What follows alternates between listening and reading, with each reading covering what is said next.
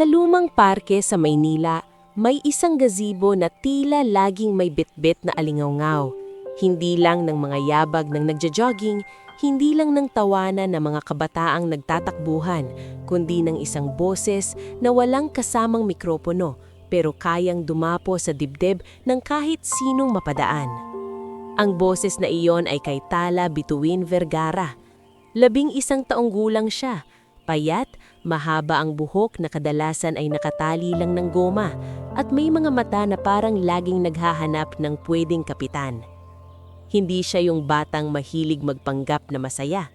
Si Tala, kapag ngumiti, parang may napipilas na sugat sa gilid ng labi niya.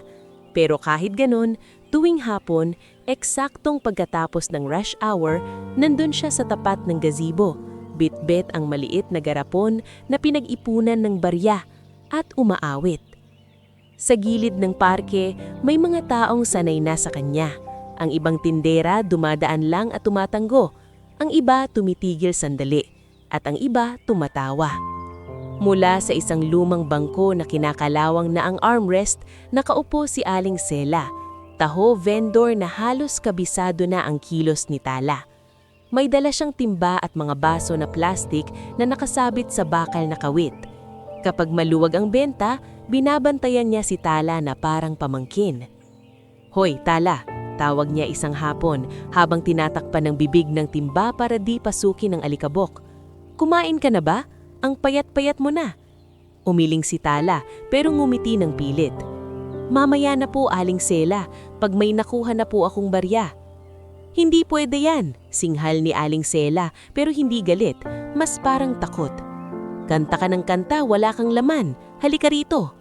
Lumapit si Tala, parang nahihiya pa rin kahit ilang buwan na silang magkakilala. Kumuha si Aling Sela ng maliit na baso, nilagyan ng taho, saka tinapik ang balikat ng bata. "O, kumain ka. Utang mo sa akin ha. Bayaran mo pag artista ka na." Napangiti si Tala ng totoo. "Hindi naman po ako magiging artista." "Ano ka ba?" Sabat ng isang boses mula sa gilid, si Mang Ivo, ang matandang gwardya ng parke. Matangkad siya dati, pero ngayon ay medyo kuba na at halata ang pagod sa tuhod. Nakauniporme siyang luma, kupas na, pero laging maayos ang pagkakapulido ng sapatos.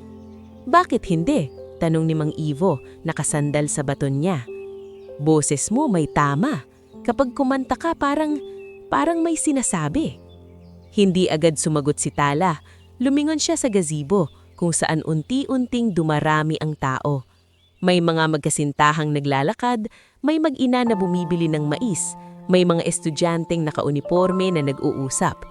Sa hindi kalayuan, may isang batang lalaki na mas bata sa kanya, nagtitinda ng sampagita, si Bembem Alcaraz. Minsan kasama si Tala sa paglibot nito sa mga sasakyan, pero madalas hiwalay sila. Si Tala sa gazebo, si Bembem sa kalsada sa tapat ng parke. "Tala!" sigaw ni Bembem habang kumakaway. "May 2 lalaki dun sa may fountain, yung palaging nang aasar." Kumunot noon ni Tala. Kahit hindi pa niya nakikita, alam na niya kung sino. Nina Rico Mamaril, Japs Borga at Nika de la Cruz, mga kabataang tambay na akala mo'y may-ari ng parke kung makaporma. Laging nakasandal sa fountain, laging may hawak na soft drinks o sigarilyo, laging nai-ready na pang-insulto. Minsan sinabihan nila si Tala na pangkalye ang boses niya. Minsan panglimos daw ang kanta niya. Minsan naman pinagtawanan nilang parang sirang radyo, paulit-ulit ang tono. Pero kahit ganon, bumabalik pa rin si Tala araw-araw. Hindi dahil gusto niyang magpakamartir, kundi dahil kailangan.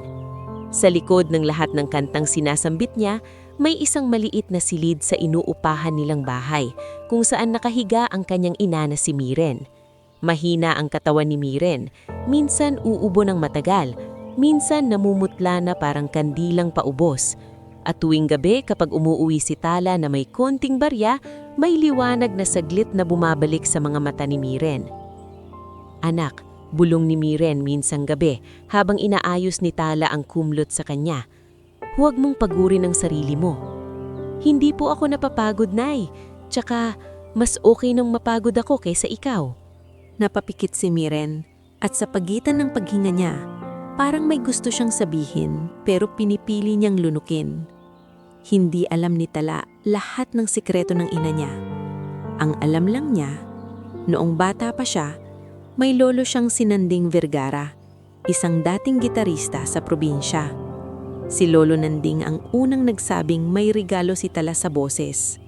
Si Lolo Nanding ang unang nagturo sa kanya ng hinga sa tiyan, ng dahan-dahan sa mataas, ng huwag ipilit pag masakit ang lalamunan.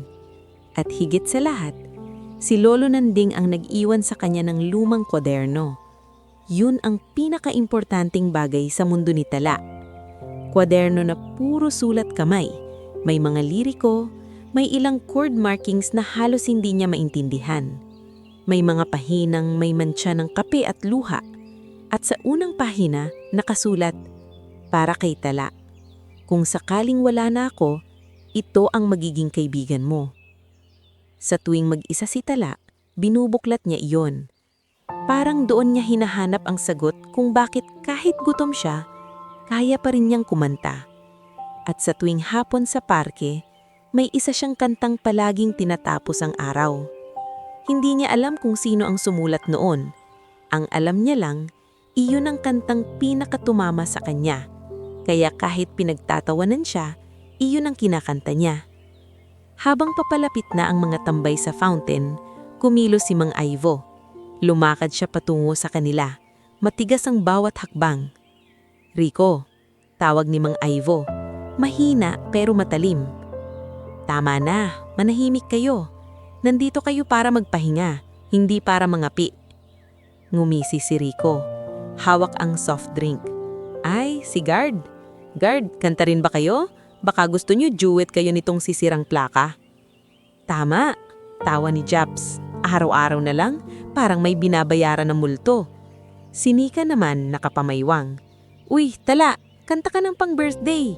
Baka naman may bumarang sa boses mo." May mga taong lumilingon. May iba natatawa. May iba naiilang. Si Tala nakatayo sa gitna. Hawak ang garapon. Saglit siyang natigilan. Dumaan sa isip niyang umuwi na lang. Tumakbo pa uwi. Itago ang mukha. Pero bago siya umatras, naramdaman niya ang mahinang tapik sa likod. Si Bembem humihingal. Hawak ang isang bungkus ng sampagita. "Huwag ka aalis," bulong nito. "Pag umalis ka, mas lalakas sila. Kanta ka lang." Tumingin si Tala kay Bembem. Sa mga mata ng kaibigan niya, walang awa, walang panghuhusga. Puro tapang lang na parang sinasabi, "Kaya mo." Huminga si Tala. Isang malalim, tulad ng itinuro ni Lolo Nanding, at tumayo siya sa tapat ng gazebo. Sa mismong oras na iyon, nagsimunang bumuhos ang ambon. Yung klase ng ulan na hindi pa malakas pero sapat para lamigin ang balat at pabigatin ang hangin. May mga taong nagmamadaling sumilong, may mga nagbukas ng payong, may mga nagpasya na umuwi na. Pero si Tala hindi gumalaw. Itinaas niya ang mukha at sa unang pagkakataon sa araw na iyon, naramdaman niyang hindi niya kailangang ipagtanggol ang sairi niya sa mga salita. Hindi niya kailangang patunayan sa kanila na hindi siya sirang plaka. Ang kailangan lang niya ay kumanta. Kumanta para sa ina niyang nakahiga sa maliit nilang kwarto. Kumanta para sa lolo niyang wala na pero iniwan ang kwaderno na parang ilaw sa madilim. Kumanta para sa sarili niyang pangarap na hindi niya masabi kahit kanino. At nang magsimula siyang umawit, unti-unting nawala ang ingay ng fountain. Nawala ang tawanan ni Rico at Japs.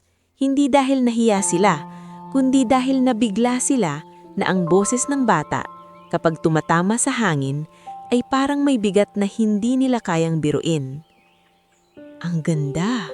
bulong ng isang matandang babae na napadaan, si Alma Rigor, na may dalang eco bag.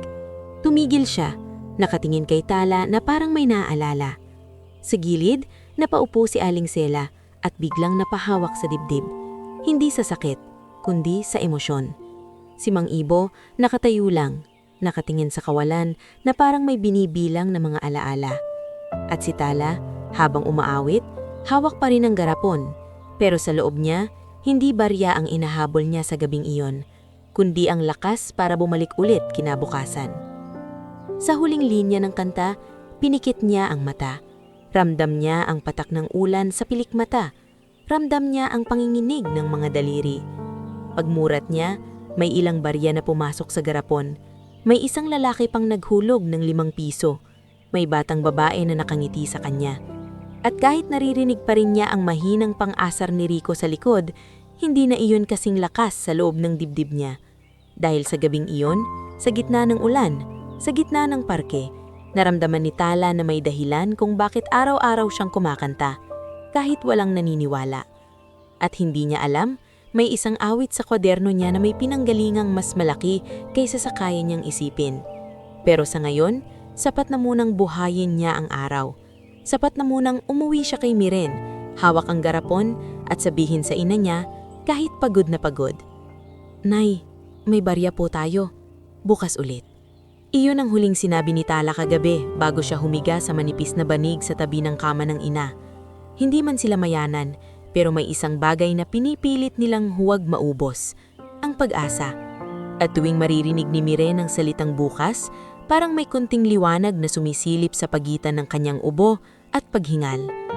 Kinabukasan, maagang nagising si Tala sa tunog ng tricycle sa labas at sa mahinang pag-ubo ni Miren. Bumangon siya agad, kumuha ng basong tubig at dahan-dahang inalayanan ng ina. "Dahan-dahan lang, Nay," bulong niya. "Huwag mong pilitin." "Eto na naman ako," hingal ni Miren, pilit na ngumiti. "Pasyensya ka na, anak." Umiling si Tala kahit nangingilid ang luha. "Ako po dapat ang magpasensya. Nay, ikaw nga tong lumalaban araw-araw." Sa mesa na yari sa plywood, nakalagay ang garapon nilang may barya mula kahapon. Ilang 5 piso, ilang piso, at mga barya na halos magkasing liit ng pag-asa nilang natitira. Binilang ni Tala ng maingat, tapos inilista sa maliit na papel. Natutunan niya iyon kay Lolo Nanding dati, na laging may lista kahit simpleng pambili lang ng bigas. Kumatok ang pader, 3 malalakas na katok na parang hindi pakiusap kundi utos. Nanlaki ang mata ni Tala. "Nay?" Bago pa sila makapagsalita, bumukas ang pintuan ng hindi man lang hinihintay ang pasok. Nandun si Doña Perla Yuzon, ang landlady nila. May suot na matingkad na lipstick at nakataas ang kilay na parang laging may hinuhusgahan. "Oh, Miren," malamig na bati nito. "Aba, buhay ka pa pala." Napaupo si Miren, pilit inaayos ang buhok. "Doña Perla, good morning po." "Good morning?" Umismid si Doña Perla, tumingin sa paligid na parang kadiri ang kwarto. "Good morning kung may bayad. Kung wala, goodbye." Tumayo si Tala sa harap ng ina niya, parang maliit na pader. May binabayaran kami po, kahit konti po." "Kahit konti?" Natatawang ulit ni Doña Perla. "Ilang buwan na kayong kahit konti? Hindi ako charity, bata. May sarili rin akong obligasyon. 2 linggo na lang ang palugit ko. Pag wala pa, lalabas kayo ito." Sumingit si Miren, halos pabulbul. "Doña Perla, pasyensya na po.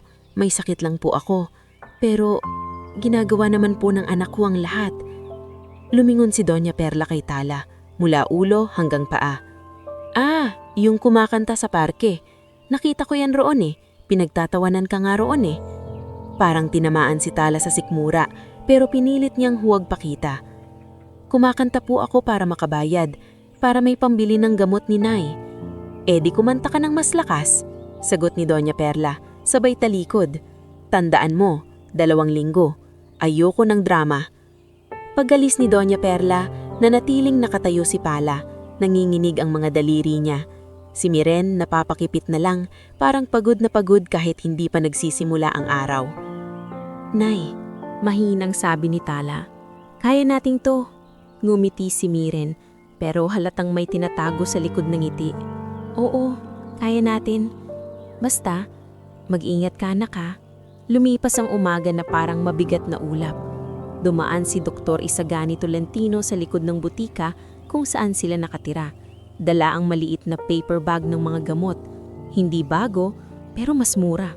Matagal na siyang naaawa sa mag-ina. "Kamusta ka, Miren?" Tanang ni Dr. Isagani habang kinukuhang pulso nito.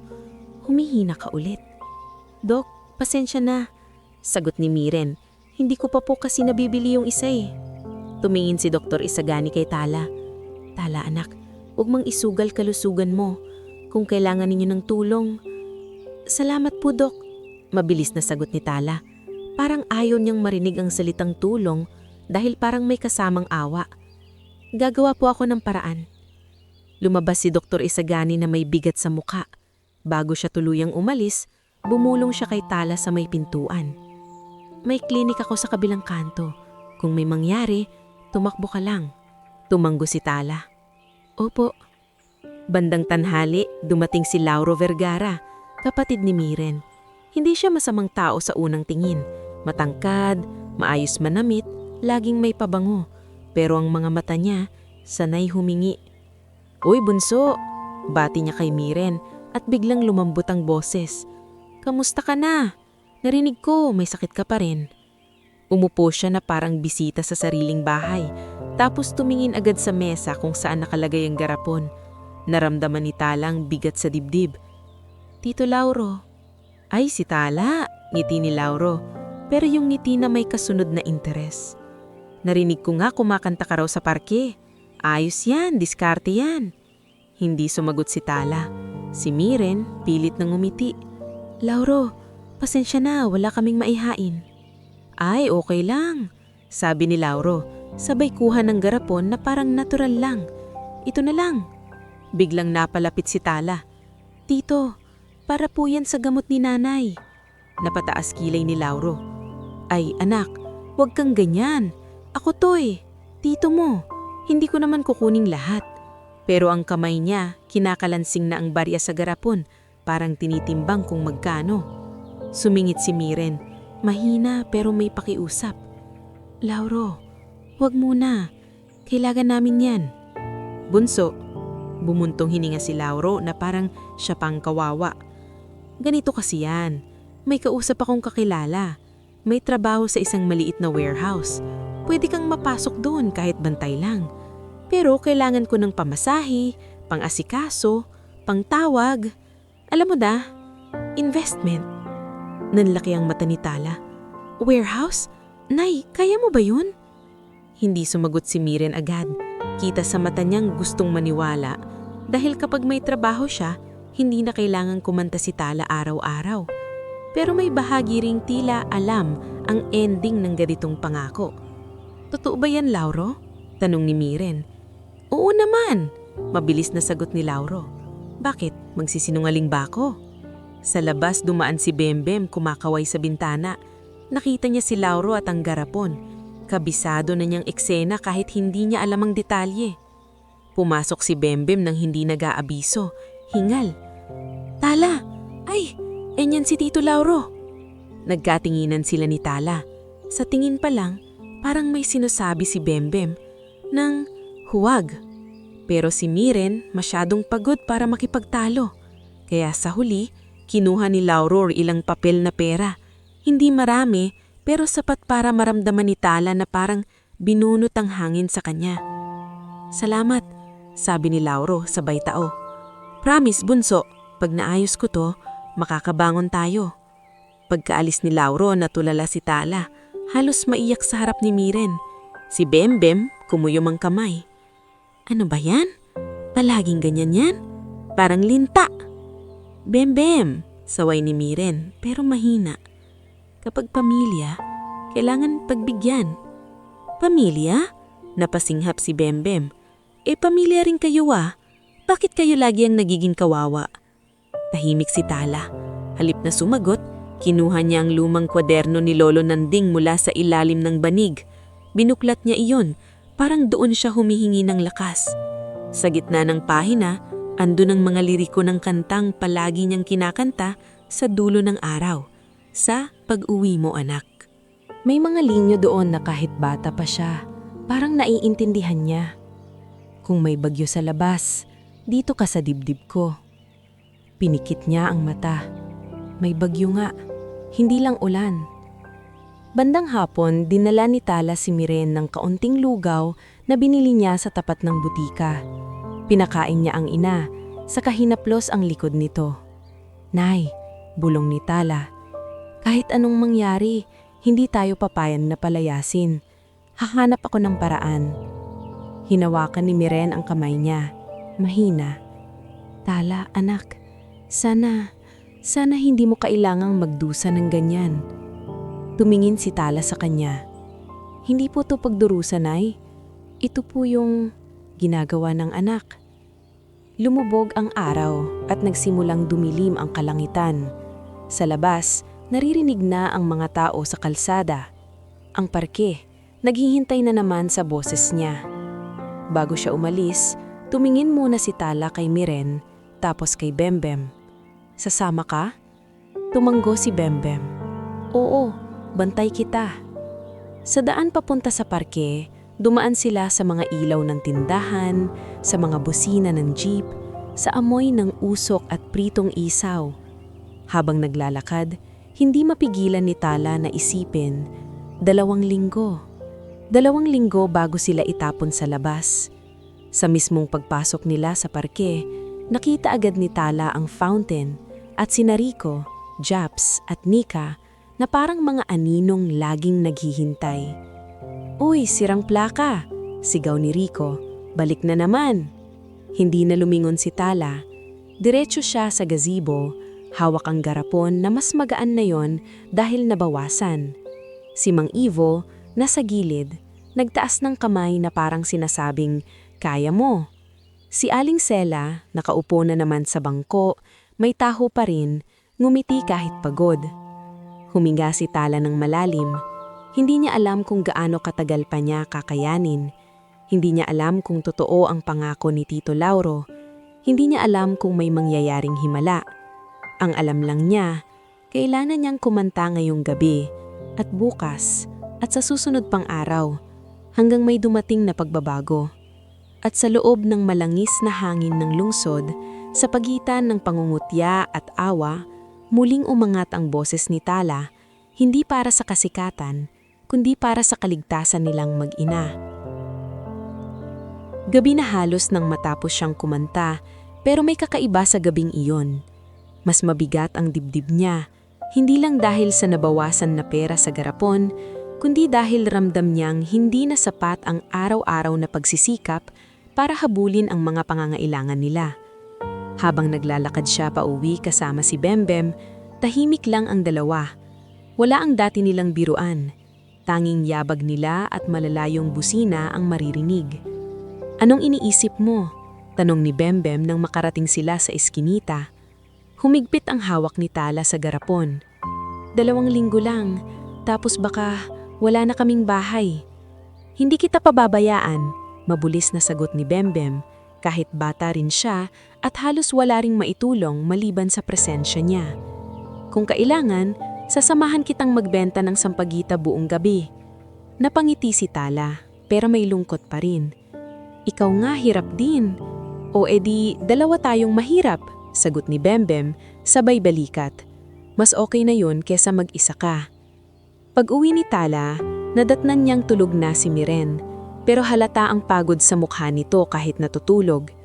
Maingat niyang inilapag ang garapon sa mesa, binilang niya ang laman, saka napaupo sa banig at kinuha ang lumang kwaderno ni Lolo Nanding.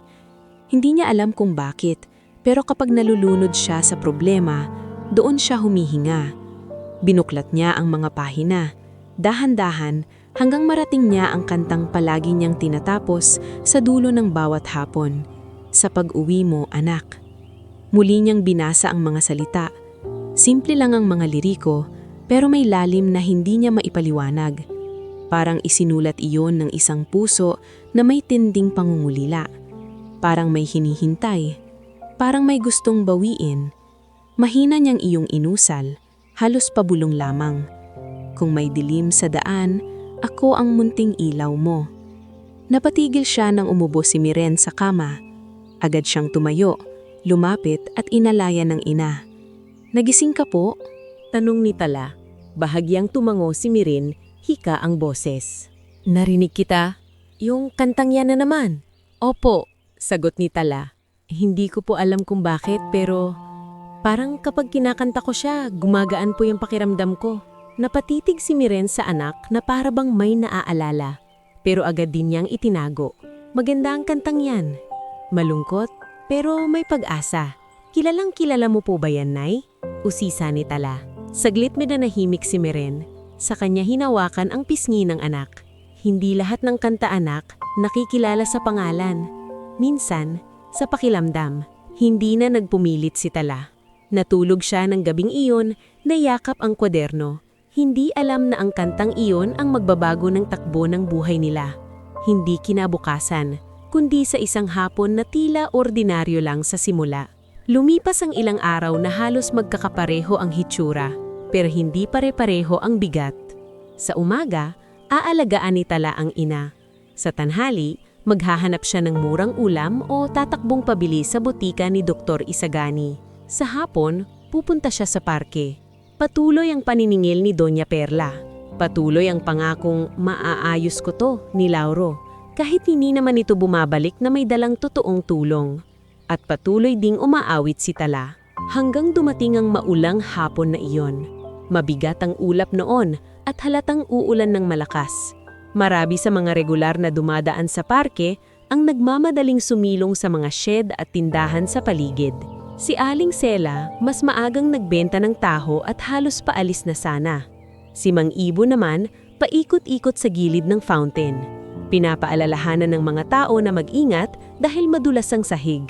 Tala, baka gusto mong umuwi na lang, sabi ni Aling Sela habang inaayos ang timba niya. Mukhang bubuhos to. Umiling si Tala. Hindi pa po pwede. Kailangan ko pa pong kumita. Sa gilid, sumulpot si Bembem. Basa na ang tsinelas at may hawak na natitirang bungkos ng sampagita. Ako rin, hindi pa makakauwi. Wala pa akong benta. Tinapik ni Tala ang balikat niya. Tabi ka na lang muna pag lumakas. Tumango si Bembem, saka sumilong sa ilalim ng malaking akasya malapit sa gazebo.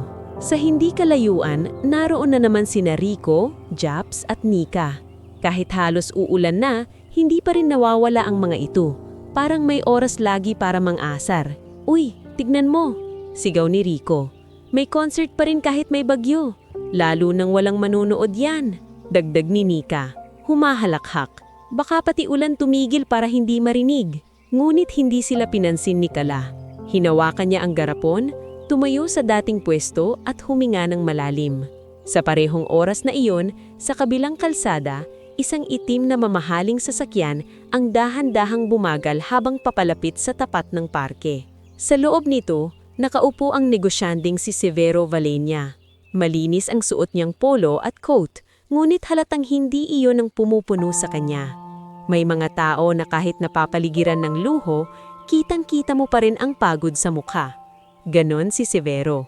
Sa hinding tagumpay niya bilang may-ari ng isang malaking construction firm, may tahimik na pagkawasak na ilang taon nang hindi naaalis. Sa harap, hawak ng driver niyang si Tomas Esguera ang manibela. Sa tabi ni Severo, abala sa tablet at mga papeles ang sekretarya niyang si Celine Prado. Sir, diretso na po ba tayo sa board dinner? Tanong ni Celine nang hindi pa tumitingin. Hindi agad sumagot si Severo. Nakatanaw lamang siya sa bintana at sa nagdidilim na langit at sa mga taong nagmamadaling lumakad. Sir? Agad ni Celine. Bahagyang lingon niya. Sa Mandarin Hall na po ba tayo diretso? Naghihintay na raw po ang mga investor. Bago pa siya makasagot, biglang bumagal ang sasakyan. Napakapit si Tomas sa manibela. Sir, sabi ng driver, may batang kumakanta sa gitna, maraming tao sa gilid. Baka madulas kung biglang sumingit. Napatingin si Severo sa labas. At sa eksaktong sandaling iyon, narinig niya ang boses. Mahina muna dahil sarado ang bintana at nagsisimula ng pumatak ang ulan. Pero kahit sa pagitan ng tunog ng wiper at ambon sa salamin, may himig na sumuot sa kanya na parang matagal nang nakabaon sa dibdib niya. Tomas? Biglang sabi ni Severo, bahagyang nakakunot noo. Patayin mo muna yung aircon. Nagkatinginan sina Tomas at Celine pero sumunod ang driver. At nang tumahimik ang loob ng sasakyan, mas luminaw ang tinig mula sa labas. Hindi na simpleng kanta iyon sa pandinig ni Severo, parang sugat na muling binuksan. Sir? Maingat na tanong ni Celine. Hindi sumagot si Severo. Unti-unti siyang nanlalamig. Napahawak siya sa dibdib, hindi sa atake, kundi sa gulat na halos hindi niya matanggap. Ang batang kumakanta sa labas, ang boses, ang himig, ang pagkakabigkas sa mga salita, ay umaawit ng kantang wala dapat ibang nakakakilala. Ang kantang matagal na niyang inilibing, kasabay ng alaala ng kanyang anak na si Lyra. Hindi maaari, bulong niya, halos sa sarili lamang. Sir, gusto niyo po bang umalis na tayo? Tanong ni Tomas. Hindi. Mabilis na sagot ni Severo. Huminto ka. Tuluyang huminto ang sasakyan sa gilid ng parke. Sa labas, nakaramdam ng kakaibang tensyon ng mga tao. May ilang napalingon sa mamahaling kotse. Ang mga tambay, lalong nag-angas. Aba, tawa ni Japs. May VIP na nanunood kay sirang plaka. Baka kukunin ka ng singer sa birthday, sigaw ni Rico kay Tala. Habang may ilan sa paligid na natatawa rin dahil hindi nila alam ang mangyayari. Ngulit si Tala, tuloy lang sa pagkanta. Hindi niya alam na may lalaking nasa kotse na halos hindi makahinga sa naririnig niya. Biglang bumukas ang pinto ng sasakyan. Bumaba si Severo sa ulan. Sir! Gulat na tawag ni Celine. Agad na bumaba rin hawak ang payong. Mababasa po kayo! Ngumit hindi na siya tumigil. Lumakad siya palapit sa gazebo. Mabagal sa una, saka mas mabilis. Parang may hinahabol na multo ng nakaraan. Napansin niyo ng mga tao. Unti-unting tumahimik ang paligid. Kahit sina Rico at Nika ay napaatras nang makita ang lalaking halatang hindi ordinaryo. Nang matapos ni Tala ang huling linya ng kanta, saka lamang niya napansing may lalaking nakatayo sa harap niya, basang-basa sa ulan at nanginginig ang mga kamay. Napatigil siya. Napayakap siya sa garapon. Po? Mahinang tanong niya. Hindi agad nakapagsalita si Severo. Nakatingin lang siya sa bata na para bang hindi niya malaman kung tao ba ito o panaginip. Sa wakas, nabasag ang katahimikan sa boses niyang paos. Saan mo natutunan ang kantang yan? Napakurap si Tala. Po? Ang kanta, ulit ni Severo, mas nanginginig ngayon ang boses. Saan mo nakuha? Tumihim si Tala, litong-lito. Sa lumang kwaderno po ng lolo ko. Anong pangalan ng lolo mo? Mabilis na tanong ni Severo. Si Lolo Nanding po, Nanding Vergara. Parang may humampas kay Severo sa dibdib. Napatakip sa bibig si Celine. Si Tomas, nakatayo lang sa likod, biglang natahimik. Si Severo ay tuluyang napayuko, saka napapikit. Sa unang pagkakataon sa maraming taon, hindi niya napigilan ng luha. Tumulo iyon ng tahimik sa gitna ng ulan, ngunit sa mata ng mga tao, malinaw pa rin ang bigat ng sakit niya. Sinanding, bulong niya. Sinanding ang tumulong sa akin noon. Litong tumingin si Tala kay Bembem, kay Aling Sela, kay Mang Ivo. Lahat sila'y hindi makapagsalita. Mahina pero malinaw, nagsimulang magsalita si Severo. Hindi na alintana kung may nakakarinig. Matagal na panahon na, sabi niya. May isinulat akong kanta para sa anak ko. Maliit pa siya noon. Hindi ko alam kung paano aayusin ang hindig. Isang kaibigan, isang musiko, ang tumulong sa akin. Si Nanding, siya ang naglagay ng tono. Siya ang nagsabing may buhay ang kanta kapag kinanta ng may totoong pag-ibig. Napulunok si Tala. Lolo ko po ba? Tumanggo si Severo, saka muling tumingin sa kanya. Ang kantang kinanta mo, isinulat ko yon para sa anak kong si Lyra. Pagkasabi niya nun, tuluyang nabalot ng katahimikan ng parke. Parang pati ang ulan, umamo ang bagsak. Ang mga tambay na kanina'y tumatawa, hindi na makatingin ng diretsyo. Ang mga taong nakapaligid, tila biglang nakalimot kung bakit sila huminto roon. At si Tala, nakatayo lang, hindi niya alam kung ano ang mas mabigat, ang gulat o ang kakaibang sakit sa dibdib para sa isang taong hindi naman niya kilala, ngulit halatang matagal nang may dinadala. Pasensya na po, bulalas ni Tala. Hindi ko po alam. Nakita ko lang po talaga sa kwaderno. Lagi ko lang po siyang kinakanta kasi parang ang lungkot niya po, pero parang may yakap. Napapikit si Severo sa katumanggo. Tama ka, may yakap nga dapat yan para sa anak ko. Saglit siyang humina ng malalim. Pagdilat niya, may ibang tingin na siya kay Tala. Hindi tingin ng mayaman sa mahirap, kundi ng isang sugatang ama sa batang hindi niya inaasahang magpapaalala sa kanya kung paanong muling makaramdam. "Anong pangalan mo?" tanong niya. "Tala Bituing Vergara po."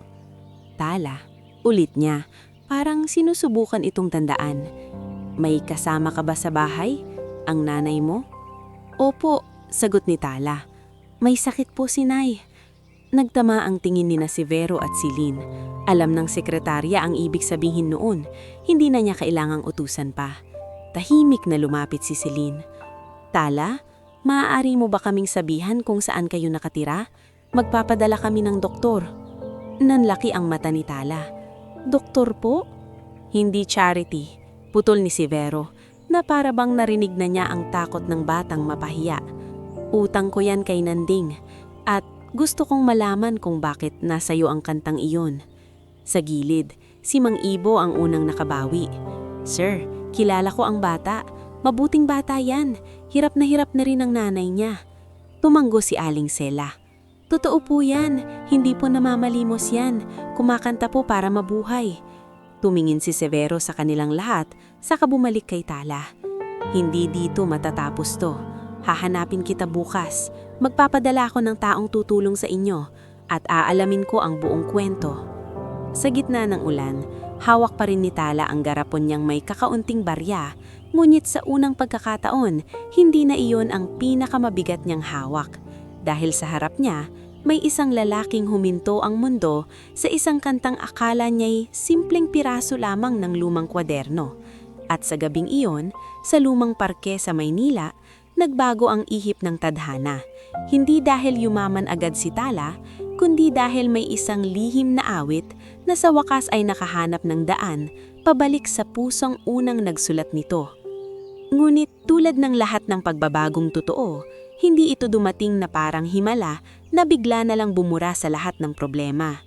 Kinabukasan, paggising ni Tala, naroon pa rin ang lumang kisame nilang may bitak, ang mahinang ubo ni Miren, ang maliit na lamesang may iilang barya, at ang kaba na baka panaginip lang ang nangyari sa parke.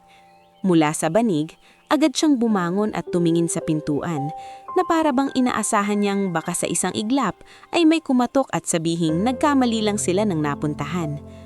"Nay," mahinang tawag niya habang sinasalinan ng tubig ang lumang baso.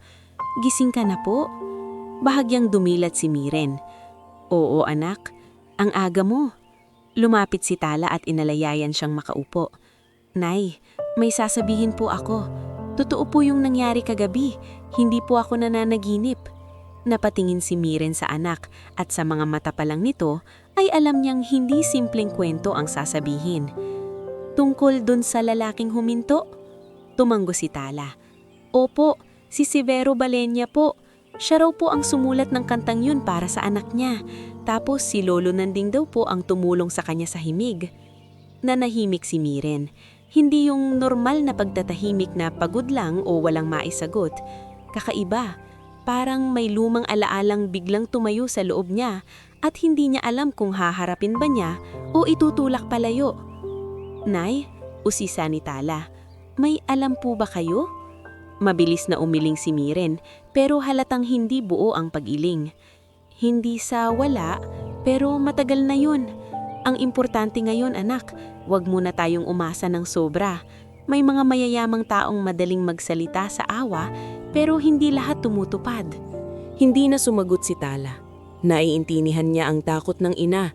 Sa buhay nilang sanay sa pangako na laging bitin, mas madaling maniwala sa gutom kaysa sa biyaya. Ilang minuto lang ang lumipas, may kumatok sa pinto.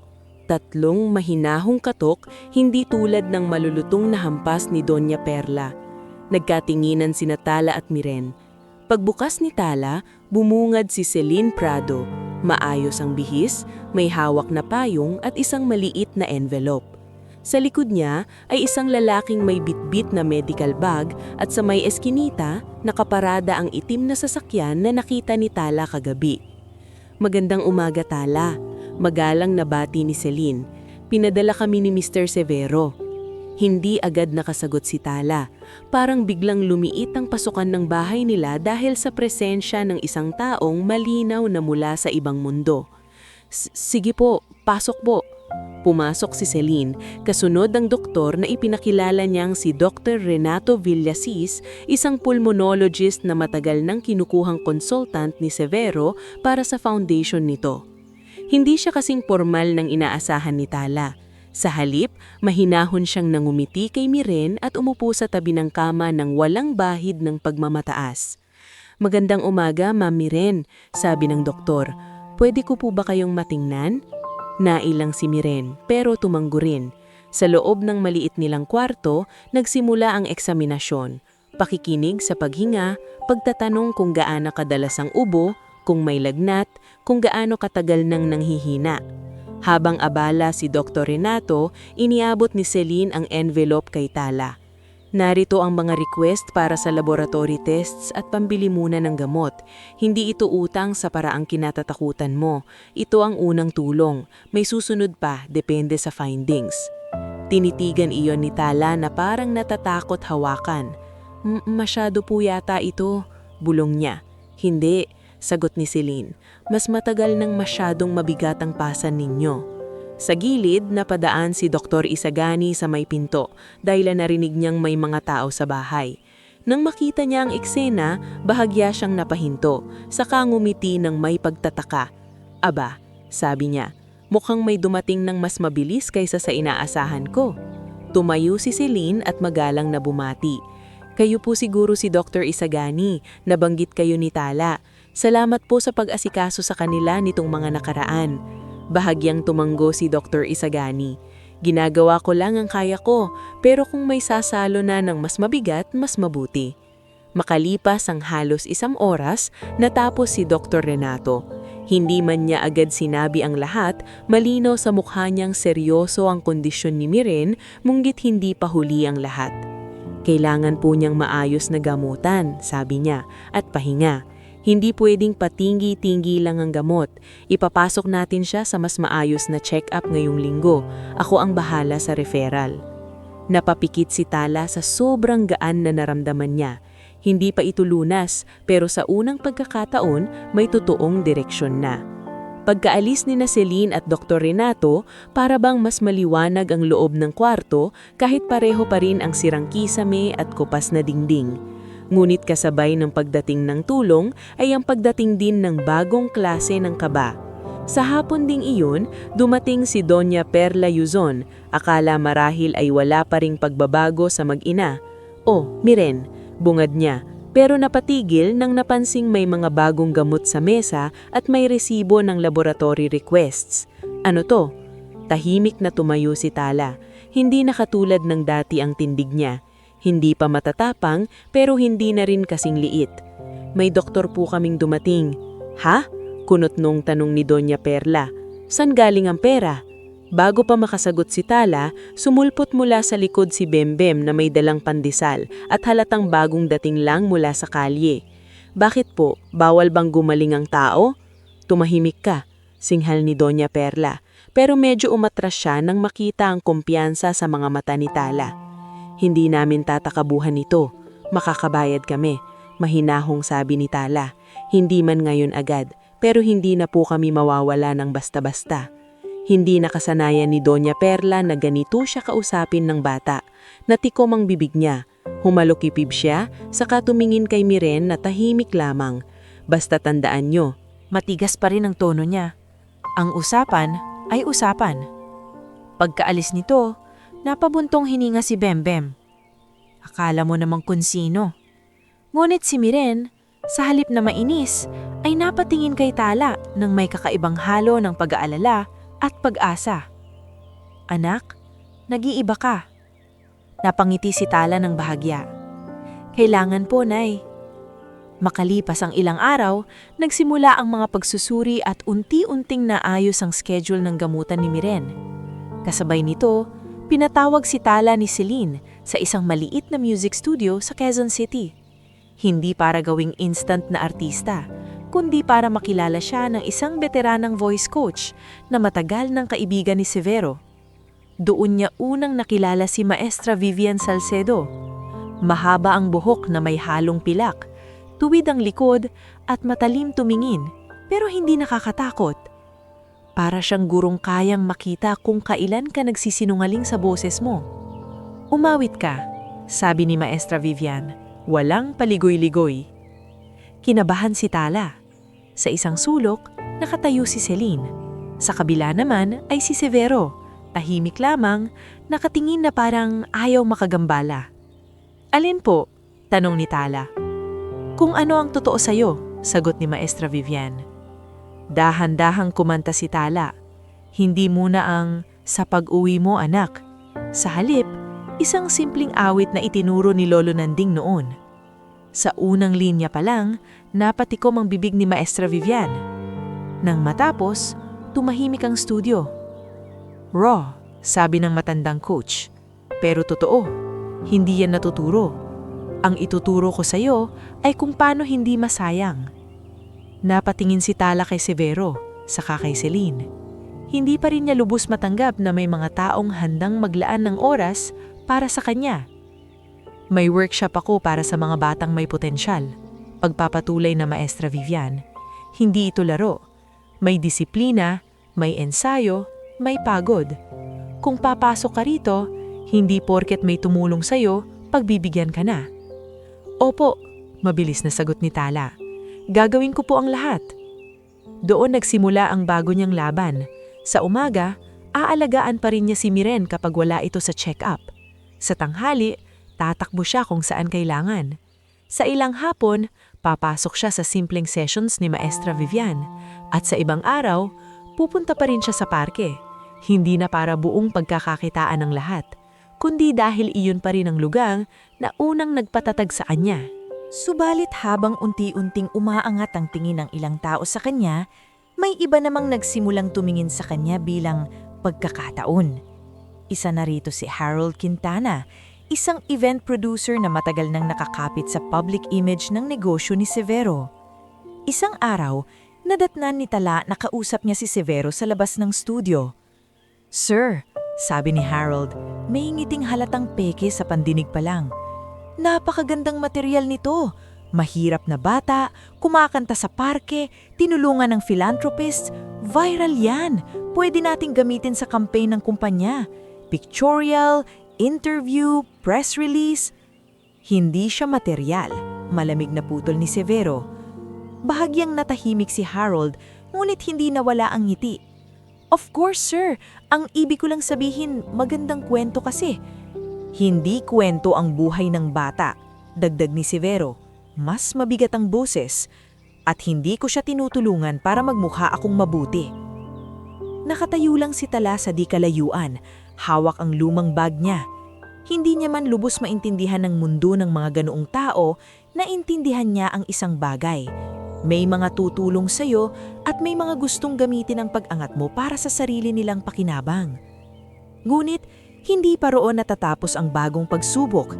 Dahil nang kumalat sa komunidad nila na may tumutulong na malaking tao kay Tala, biglang bumalik si Lauro Vergara. Mas maayos ang damit, mas madulas ang dila, at mas malinaw ang pakay. Isang gabi, nadatnan ni Tala siya sa labas ng bahay. May dalang supot ng prutas na halatang pampaamo. "Oh, Tala!" masiglang bati niya. "Narinig ko may blessing na dumating sa inyo. Buti naman. Sabi ko nga ba, aangat din kayo." Hindi sumagot si Tala agad. Sa likod niya, sumilip si Bembem at agad naningit. "Anong kailangan mo?" diretsong tanong ni Bembem. Nagkunwaring nasaktan si Lauro. "Grabe ka naman. Kamag-anak ako. Dumalaw lang." Lumabas si Myren mula sa loob. Mahina pa rin, pero mas matatag ng kaunti kaysa dati. "Lauro, bunso," sabi nito, sabay abot ng prutas. "Oh, para sa'yo to. Concern lang ako." Tinignan ni Myren ang supot, pero hindi niya agad kinuha. Sa loob ng bahay, ramdam ang panibagong bigat ng hangin. Dahil habang unti-unting nagbubukas ang pinto para sa mas magandang bukas, may mga taong pilit pa ring gustong sumingit sa pagitan ng paghihilom at pag-asa. At si Tala, na dating bata lamang na kumakanta para may maiuwi, ay nagsisimula ng matutong kilalanin na hindi lahat ng paglapit ay pagmamalasakit at hindi lahat ng tulong ay malinis ang intensyon. Dahil habang unti-unting nagbubukas ang pinto para sa mas magandang bukas, may mga taong pilit pa ring gustong sumingit sa pagitan ng paghihilom at pag-asa. At iyon ang eksaktong naramdaman ni Tala nang gabing muling tumapak si Lauro sa harap ng kanilang pintuan na parang wala siyang mga nakaraang sugat na iniwan. Ang supot ng prutas sa kamay nito ay mukhang mabigat, ngunit mas mabigat ang pakilamdam na dala ng presensya niya sa maliit nilang tahanan. "Oh, bunso!" malambing na sabi ni Lauro kay Myren, sabay iabot ang supot. "Mansanas yan. Mabuti sa may sakit. Naisip lang kita." Hindi agad inabot ni Myren ang dala nito. Nakatayo lang siya sa may gilid ng pinto, hawak ang silyang sandalan dahil hindi pa ganap ang lakas ng katawan niya. Sa ilang linggo ng gamutan, lumiwanag ng kaunti ang mukha niya, pero ang mga mata niya, marunong pa ring magbasa ng intensyon. "Salamat," mahinang sabi ni Myren. "Pero pwede mo nang sabihin agad kung bakit ka nandito." Bahagyang natawa si Lauro, parang nasaktan sa tuwirang tanong. "Ano ka ba, bunso? Hindi ba pwedeng dumalaw lang? Pamilya tayo." Sa likod ni Tala, naroon si Bembem, nakapamiwang at halatang hindi naniniwala. "Kapag may kamera siguro, mas kapanipaniwala." "Tumahimik ka nga, batang hamog!" singhal ni Lauro bago bumalik ang tingin kay Myren. "Ang totoo, gusto ko lang namang tumulong. Narinig ko kasi may malaking concert daw si Tala." Nagkatinginan sina Tala at Myren. Iyon ang unang beses na narinig ni Tala na may ibang taong nangungusap ng direkta tungkol sa event na inihahanda ni Severo. Nitong mga nakaraang araw, tahimik na inaasikaso ni Celine ang mga detalye. Isang benefit concert para sa mga batang lansangan, proyekto ng foundation ni Severo na magsisilbing unang malaking pagtatanhal ni Tala sa mas maayos na entablado. Hindi ito isang talent show na pangkomersyal.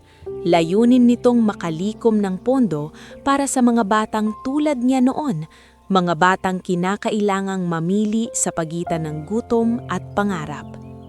"Paano mo nalaman?" tanong ni Tala, hindi na kasing maamo ng dati. Umayos ng tayo si Lauro. "May mga kakilala ko. Kumalat na rin naman sa lugar nyo. Natural, pamilya ninyo ako. Dapat lang alam ko. At saka," ngumiti siya, "pwede akong tumulong sa pag-aasikaso. Alam mo naman, marunong ako sa mga tao. Baka kailangan ninyo ng representative." Napangiwi si Bembem. "Representative? Sa pangungupit?" "Bembem," saway ni Myren, pero hindi na tulad ng dati na puno ng pag-aalala. Mas tunog itong paalala lang. Huminga ng malalim si Myren, saka tinignan ng kapatid niya. "Lauro, hindi namin kailangan ng representative. Ang kailangan namin ay katahimikan. At kung talagang gusto mo kaming tulungan, magsimula ka sa hindi paglapit kapag may nakikita kang pakinabang." Sandaling natigilan si Lauro. Hindi siya sanay na ganito kadirekto si Myren. Dati, sa bawat pakiusap niya, may puwang pa sa kanyang pangungulit. Pero ngayon, may bago ng tindig ang ating niyang dati niyang napapaikot. "Anong ibig mong sabihin?" tanong niya. Medyo matigas na ang tono. "Ang ibig kong sabihin," sagot ni Myren, kahit mabagal ang hinga, "napagod na ako sa pangakong walang laman." Nanigas ang panga ni Lauro. Tumingin siya kay Tala, tila naghahanap ng mas mahina niyang mabubutas, ngunit iba na rin ang mga mata ng bata ngayon. "Hindi po kami magpapagulo, tito.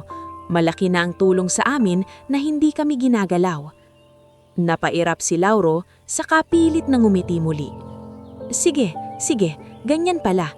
Basta tandaan nyo, pamilya pa rin ako." Pag-alis niya, saka lamang nakahinga ng maluwag si Bembem. "Pamilya raw?" bulong niya. Kung makasingit, akala mo manager. Ngunit hindi nagtagal ang katahimikan. Sa mga sumunod na araw, lalo pang naging abala ang paligid ni Tala.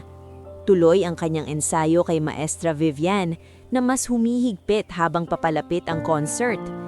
Hindi sapat ang magandang boses, sabi ni Maestra Vivian isang hapon habang pinapahawakan si Tala sa tiyan para sa tamang paghinga. Kapag nasa entablado ka, dala mo ang buong buhay mo. Kapag mahina ang loob mo, maririnig yan. Opo, hingal na sagot ni Tala. Ulit. Muling umawit si Tala. Sa isang sulok ng studio, tahimik na nakaupo si Severo, nakikinig lamang. Hindi siya nangingialam sa training. Mas pinipili niyang panoorin kung paanong hinuhubog ni Maestra Vivian ang talentong dating tinatabunan lang ng ingay ng parke. Pagkatapos ng ensayo, lumapit si Severo kay Tala. May dalang maliit na kahon ng pastillas mula sa isang lumang tindahan na minsang paborito raw ni Lyra. "Pagod ka," sabi niya. Ngumiti si Tala ng bahagya. "Okay lang po, sanay naman po ako." Iyon ang isa sa mga katangian ni Tala na lalong pinapahalagahan ni Severo. Hindi siya marunong magpanggap na prinsesa sa gitna ng pagkakataon. Kahit may bagong pintong nagbukas sa kanya, dala pa rin niya ang disiplina ng batang na sanay lumaban. Ang concert, sabi ni Severo, hindi para patunayan na mas magaling ka kaysa sa iba. Para ito sa mga batang wala pang naririnig na naniniwala sa kanila. Tumanggo si Tala. "Alam ko po, ayoko rin pong masayang." Hindi niya alam na sa kabilang banda, may isang taong abalang naghahanda para sirain ang gabing iyon. Si Harold Quintana, na binara ni Severo nung una pa lang, ay hindi nakalimot sa pagpahiya sa kanya. Sa isip niya, ang batang tulad ni Tala ay dapat ginagamit sa kamera at press release, hindi hinahayaang magkaroon ng sariling dignidad. Dahil hindi siya mapilit makapasok sa plano ni Severo, pinili niyang gumawa ng sariling paraan para guluhin ang event. Araw ng concert, maagang nagising si Tala. Hindi niya halos maramdaman ang sikmura niya sa kaba. Mula sa maliit nilang bahay na nayo'y mas maaliwalas na dahil may mga bagong gamot, mas malinis na kumot at mas maayos na bentilador na ipinadala ni Celine, naghanda siya sa harap ng lumang salamin. Pinlansya ni Celine ang simpleng damit na isusuot niya. Hindi marangya, hindi rin mukhang minadali. Tama lang para sa isang batang ang boses, hindi kasuotan ang bida. Sa kama, nakaupo si Miren. Mas maputi ang kutis kaysa dati, ngunit mas buhay ang mga mata. "Ang ganda mo, anak." Nahiyang ngumiti si Tala. "Nay, kinakabahan po ako." "Dapat lang," sagot ni Miren. Ang hindi kinakabahan, kadalasan hindi marunong magmahal sa ginagawa niya. Tumabi si Tala at humawak sa kamay ng ina. "Pupunta po kayo, di ba?" "Oo," sabi ni Miren. "Kahit mabagal akong maglakad, pupunta ako. Hindi ko palalampasin to." Kasama nilang bumiyahe si Bembem, na nayoy ay may bagong polo na pinili mismo ni Celine para hindi raw ito mukhang lalaking napadaan lang sa venue. Ilang beses niya itong hinihila pababa dahil hindi siya sanay sa maayos na damit. "Ang init naman nito." "Mas mainit sa kalye," sagot ni Tala, at sabay silang natawa. Ang venue ay hindi kasing laki ng arena, ngunit sapat para punuin ang ilaw at pag-asa ang isang gabi. May mga bata mula sa iba't ibang outreach centers, may mga guro, may ilang donors, at may ordinaryong taong inimbitahan upang suportahan ang programa. Sa backstage, abala ang mga staff. Naroon si Celine, si Tomas, si Maestra Vivian, at ilang volunteer.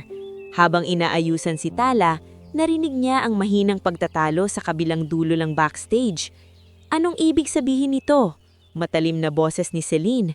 "May adjustment lang sa program flow," sagot ng isang lalaking halatang pilit mahinahon. Sumilip si Tala at nakita si Harold, may hawak na clipboard. "Adjustment? Bakit mawawala sa final set si Tala?" "Hindi mawawala," pinaliwanag ni Harold na halatang nagsisinungaling.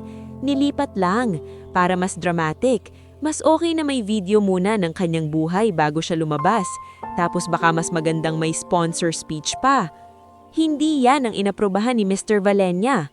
Malamig na putol ni Celine. Nang sandaling iyon, pumasok si Severo. Isang tingin lang kay Harold, alam na ng lahat na hindi ito ordinaryong hindi pagkakasundo. Anong nangyayari? Tanong ni Severo. Ngumiti si Harold pero halatang tensyonado. Sir, inaayos ko lang yung flow para mas impactful. Maganda kasing ma-emphasize ang story ni Tala bago siya kumanta. We can show photos from the slum, maybe her mother. Mama ko? Bulong ni Tala, nanlalamig. Lumapit si Severo. Kinuha ang clipboard at mabilis na binasa. Kasama sa revised flow ni Harold ang isang segment na tila dokumentaryo ng paghihirap ni Tala na may mga litrato at detalye na hindi man lang ipinaalam sa kanila. Gusto niyang gawing eksena ang sugat ng bata para umani ng palakpakan at simpatsya. Ititigil mo to, sabi ni Severo. Sir, for the donors. Ititigil mo to, ulit niya, mas mabigat. Hindi ko pinayagan ang pagnanakaw mo sa dignidad ng batang ito. Hindi na nakasagot si Harold. Ngunit kahit binawi ni Severo ang plano niya, may isa pa siyang ginawa ng mas marumi.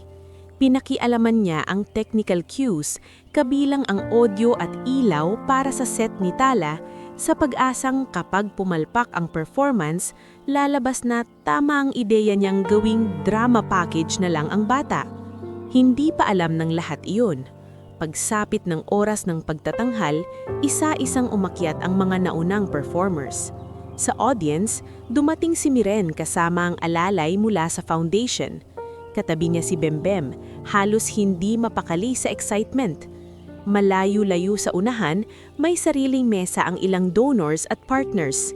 Sa gilid, nakatayo si Doña Perla na inimbitahan pala ng isa niyang kakilala sa venue. Hindi makapaniwalang nakatingin siya sa entablado. Nandoon din si Dr. Isagani at Aling Sela, parehong bihis ng mas maayos kaysa dati, ngunit dala pa rin ang parehong malasakit. Pagkatapos ng ikatlong segment, umilaw ang screen. Ngunit sa halip na simpleng introduction, may lumabas na edited video ng mga lumang kuha sa parke.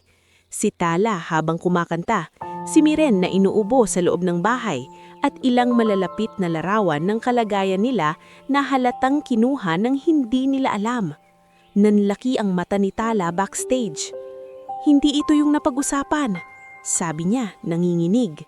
Ako na ang bahala, sabi ni Celine, agad tumakbo sa technical booth. Ngulit bago pa man maputol ang video, biglang sumingit sa backstage si Lauro, halatang may alam sa gulo at gustong samantalahin ang kalituhan. O ayan, sigaw niya. Kita nyo? Kung hindi dahil sa amin, wala yang kwento. Napatayo si Miren sa audience nang marinig ang boses ng kapatid, kahit hirap pa siya. Sa backstage, hinarang ni Bimbim si Lauro. Ano na naman bang gusto mo? Ako ang tsohin niya, sigaw ni Lauro. May karapatan akong humingi ng parte. Lahat na lang ba sa mayamang tao mapupunta? Pamilya niya ako. Hindi na nakatiis si Miren. Sa kabila ng panghihina, dahan-dahan siyang tumayo mula sa upuan at lumakad palapit. Hawak ang dibdib, ngunit matagag ang mukha. Lauro! Sigaw niya at sa unang pagkakataon, umalingaw-ngaw ang boses niya sa paligid. Napatigil ang lahat. Wala kang karapatan, dagdag niya, nanginginig ngunit malinaw.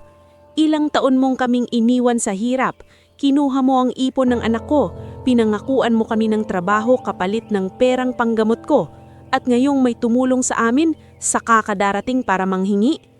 Tahimik ang paligid. Kahit ang audience sa harap, napalinggon dahil humina ang music bed sa gitna ng aberya. Bunso, tangka ni Lauro. Tumigil ka, putol ni Miren. Hindi ka na pwedeng pumasok sa pagitan ng anak ko at ng buhay na pinaghihirapan niyang buuin. Sa mismong sandaling iyon, dumating si Celine kasama ang head technician. Napatay ang video, umayos ang ilaw, at sa isang iglap, parang bumalik ang kontrol sa gabing halos maagaw ng mga taong gustong makinabang. Nasa gilid si Tala, nanginginig, pero lumapit si Maestra Vivian at hinawakan ng balikat niya. Anong sabi ko? Bulong ng matandang coach. Kapag nasa entablado ka, Dala mo ang bupong buhay mo. Ngayon, gamitin mo yan. Huwag mong hayaang sila ang magsulat ng gabi mo. Malamig na putol ni Celine. Nang sandaling iyon, pumasok si Severo. Isang tingin lang kay Harold, alam na ng lahat na hindi ito ordinaryong hindi pagkakasundo. Anong nangyayari? Tanong ni Severo. Ngumiti si Harold pero halatang tensyonado. Sir, inaayos ko lang yung flow para mas impactful. Maganda kasing ma-emphasize ang story ni Tala bago siya kumanta. We can show photos from the slum, maybe her mother. Mama ko? Bulong ni Tala, nanlalamig. Lumapit si Severo, kinuha ang clipboard at mabilis na binasa. Kasama sa revised flow ni Harold ang isang segment na tila dokumentaryo ng paghihirap ni Tala na may mga litrato at detalye na hindi man lang ipinaalam sa kanila. Gusto niyang gawing eksena ang sugat ng bata para umani ng palakpakan at simpatya. Ititigil mo to, sabi ni Severo. Sir, for the donors. Ititigil mo to. Ulit niya, mas mabigat. Hindi ko pinayagan ang pagnanakaw mo sa dignidad ng batang ito. Hindi na nakasagot si Harold. Ngunit kahit binawi ni Severo ang plano niya, may isa pa siyang ginawa ng mas marumi.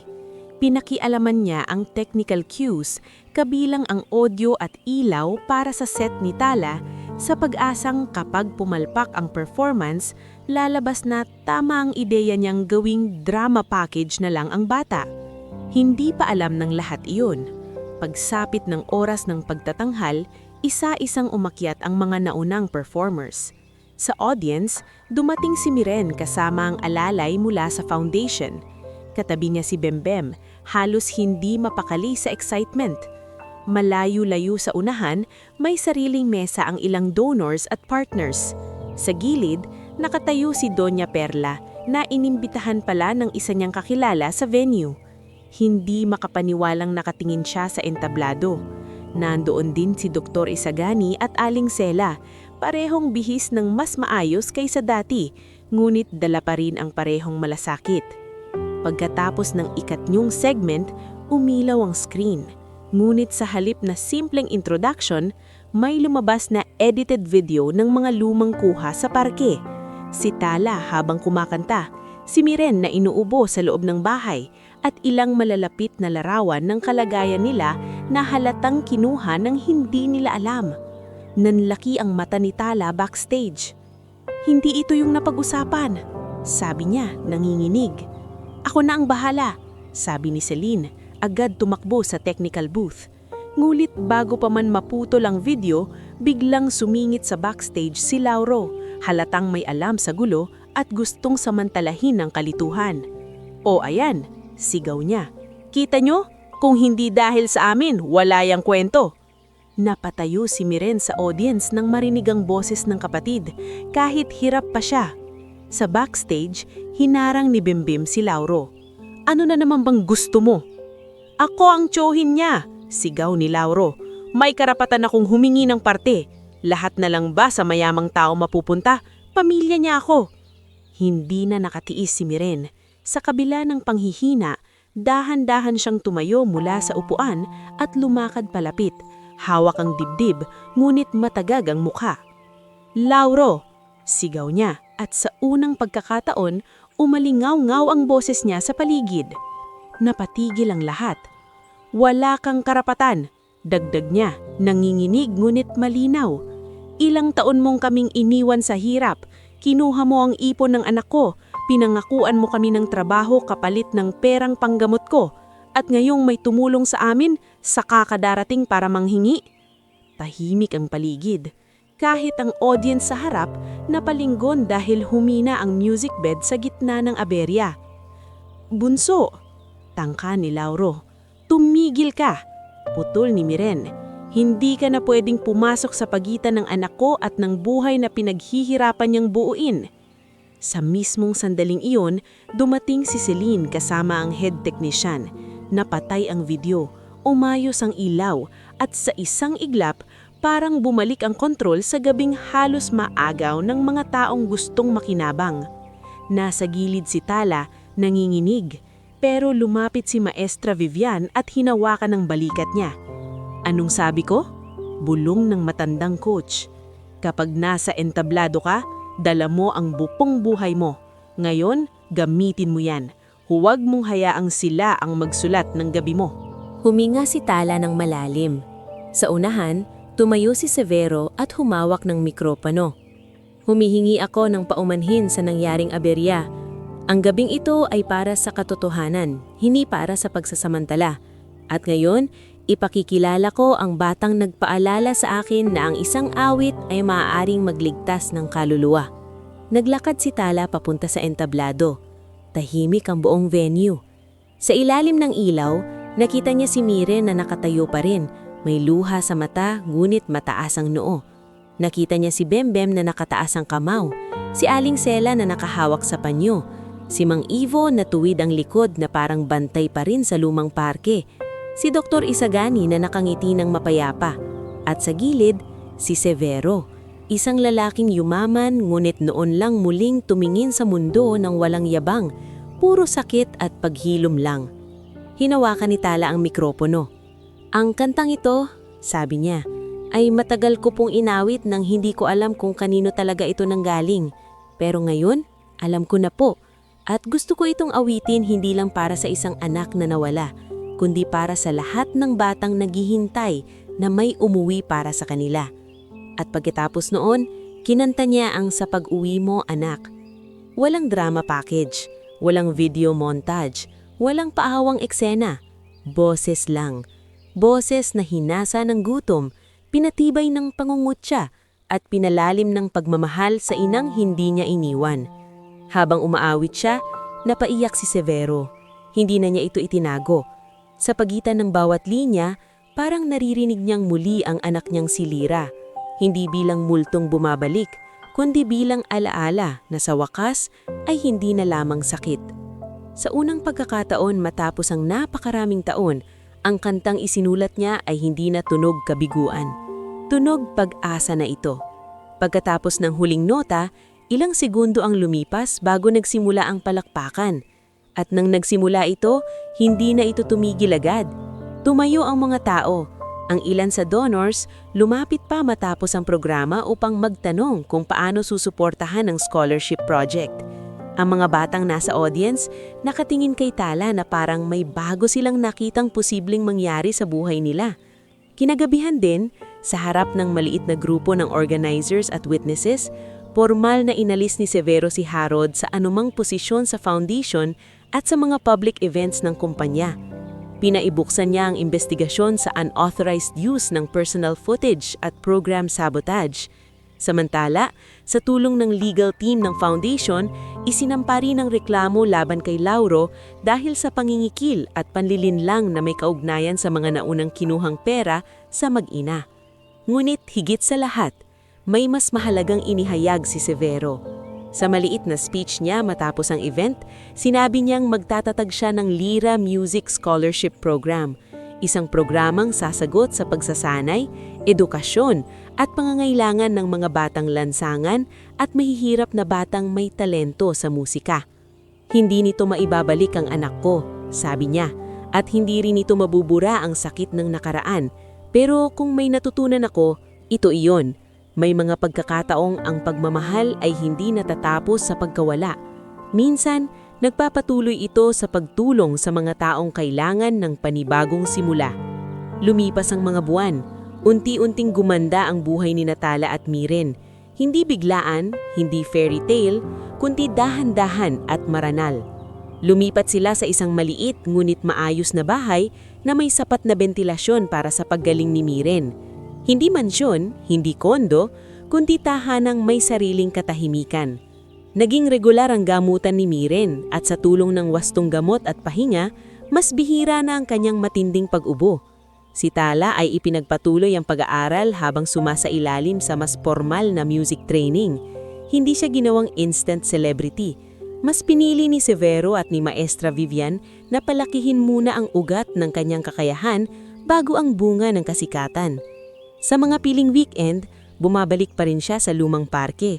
Ngayon ay hindi na para kumita, kundi para kumanta sa outreach sessions ng scholarship program para sa iba pang bata. Si Bembem na walang iwan sa tabi niya mula umpisa ay isinama sa programa bilang scholar sa stage production and technical support. Sa una, hindi siya makapaniwala. Ako? Hindi naman ako singer. Sabi niya, hindi naman lahat sa entablado ay nasa gitna ng ilaw. Sagot ni Celine na nakangiti. Mahalaga rin ang mga taong nagpapatakbo sa likod. Si Aling Sela naman, sa tulong ng foundation at sa rekomendasyon ni Severo, ay nagkaroon ng maayos at legal na pwesto sa gilid ng parke. Isang maliit na food kiosk na may permit, bubong at matinong kita. Tuwing makikita niya si Tala roon, lagi niyang sinasabi, "Sabi ko sa'yo, babayaran mo rin ako pag naging artista ka ha?" At lagi silang nagtatawanan dahil ang totoo, matagal nang nabayaran ng kabutihan niya.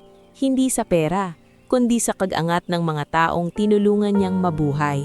Si Mang Ivo ay nanatiling gwardya sa parke, ngunit sa mata ng mga batang scholars, isa na rin siyang lolo roon.